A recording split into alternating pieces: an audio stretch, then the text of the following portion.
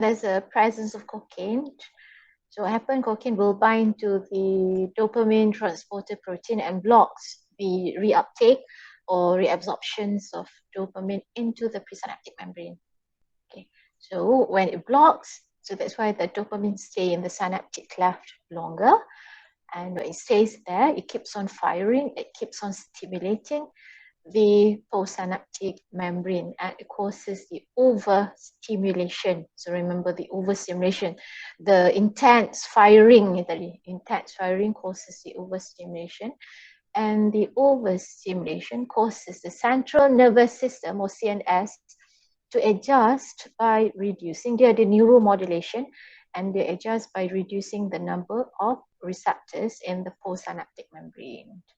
So that few receptors that have been created at the postsynaptic membrane that causes the less sensitive pathway, and that results in addiction.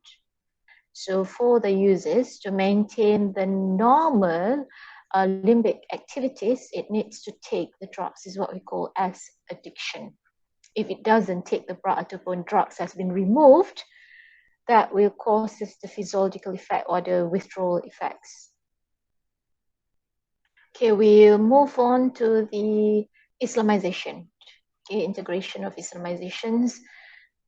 So we look at the Surah Al-Ma'idah, verse 91, that says, Satan only wants to cause between you animosity and hatred through intoxicants.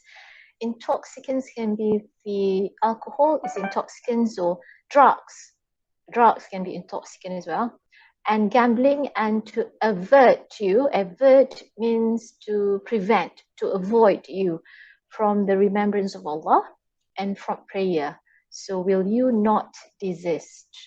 So that's why don't involve with intoxicants, don't involve in gambling, because it can avoid you from remembering Allah. Ataupun you do not perform the prayers. But normally people who perform prayers, they don't involved in this drug addictions or the alcohol. This verse tells us how it is detestable act of Satan, because intoxicants, in addition to sowing the seeds of enmity, prevent or avoid one from remembrance of Allah. So these are examples of intoxicants. So bear in mind that when the term intoxicant is used, it also encompasses narcotics or drugs.